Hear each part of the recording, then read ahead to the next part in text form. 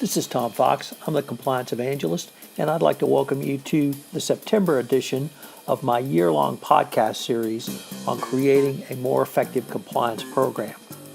Each month during this year, I'm focusing on a different topic which will help you create a more effective compliance program. And for the month of September, I'm going to focus on innovation in compliance. First, a word from this month's sponsor, Oversight Systems. Thanks, Tom, and thanks to everyone for joining us today.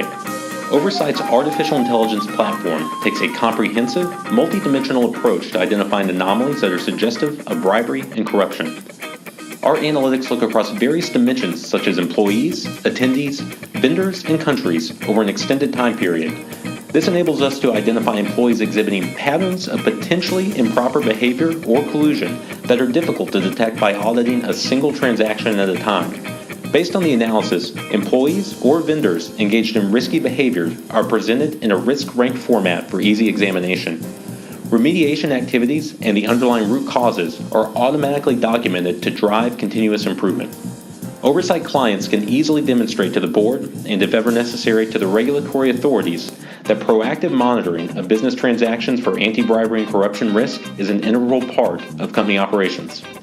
With Oversight's Insights on Demand, you can have a best practice approach to identify possible violations in travel and entertainment and procure-to-pay programs. For more information, visit us at oversightsystems.com. Innovation indeed. I hope you will join me for the entire one-month series on innovation. I'm going to take a look at artificial intelligence, social media, leadership, and structural innovations. I think you will find it a fascinating month, and at the end of the month, you will have multiple tools and techniques which you can utilize to make your compliance program not only more effective, but operationalized, more efficient, and helping you to create greater profitability for your organization. This podcast, 1 Month to a Better Compliance Program, is a part of the Compliance Podcast Network. Day 13, Improvisation in your compliance program.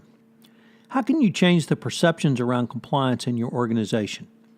With the Department of Justice requirements set out in the evaluation of corporate compliance programs to more fully operationalize your compliance program, do you as a CCO struggle with operations buy-in of your compliance program? While it may seem to be spontaneous, many managers can foster innovative products through the deliberate development of process and capabilities. Improvisation really comes down to the ability to create and implement a new or unplanned solution in the face of an unexpected problem or change.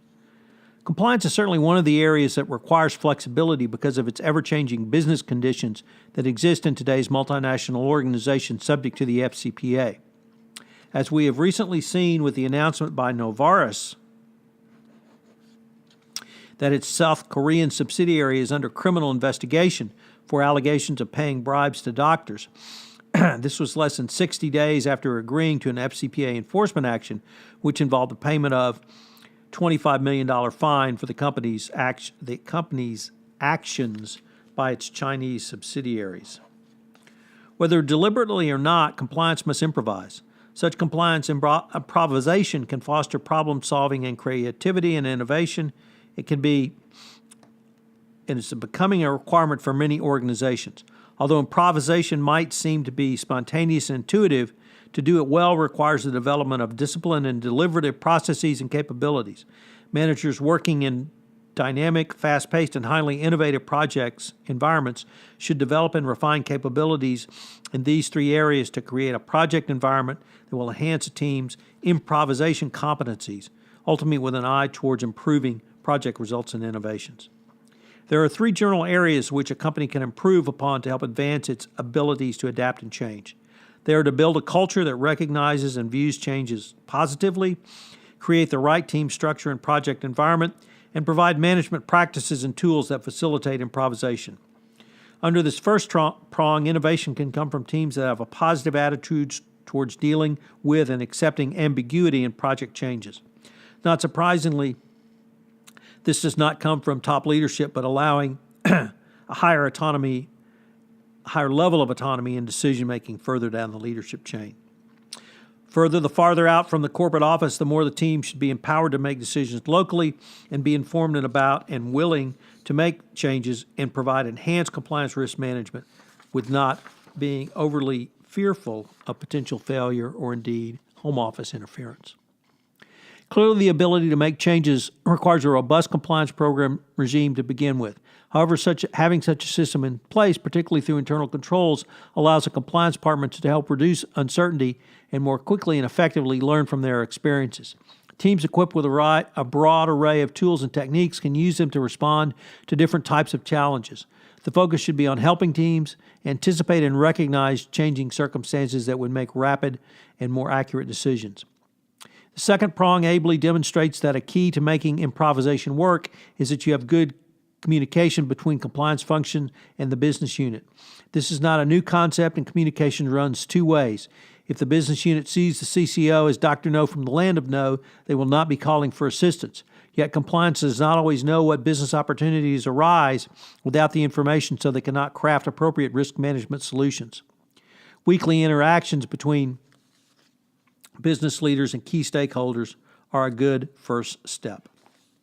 Perhaps counterintuitively, the greater levels of improvisation in smaller teams that displayed more self-directing and self-organization characteristics, such as being responsible for monitoring and updating the status and deliverables, provide more and greater success. This can allow the compliance department to play a key oversight and support role on the aggregated information and strategic issues related to a compliance project.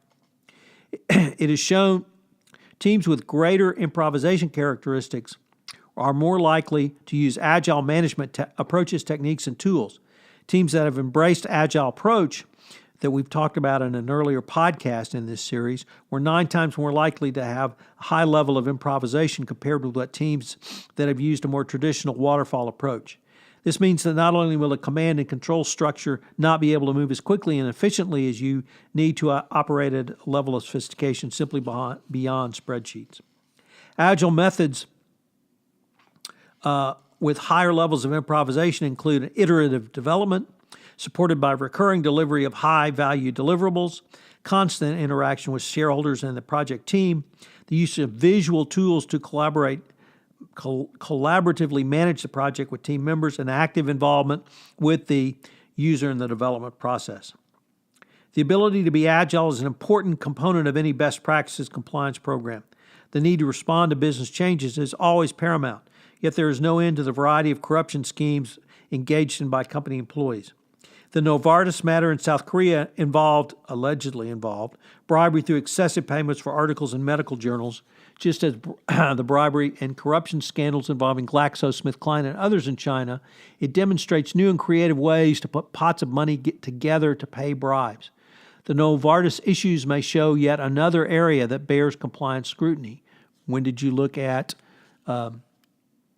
articles published in medical journals as part of your compliance program?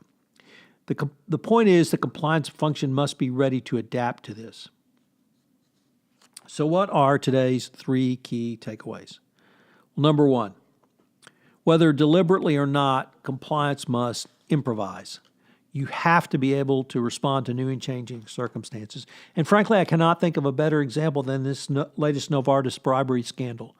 As I ended with the podcast in chief's question, when was the last time you looked at the payments made from articles in medical journals? It's something that if you're in the healthcare profession, you may need to start considering. Improvisation may seem spontaneous, but managers can foster it in innovative project through deliberate development of certain processes and capabilities. And I really like this point because what may seem like magic and what may seem like the magic occurring, it's actually a part of a process. And as anyone who has read or listened to me knows, I am a huge advocate of the process of compliance.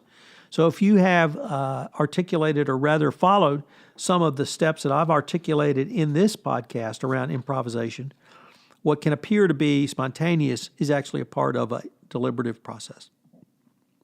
Number 3, and you can't say this enough, work to have the improvisation changes seen as a positive in your organization.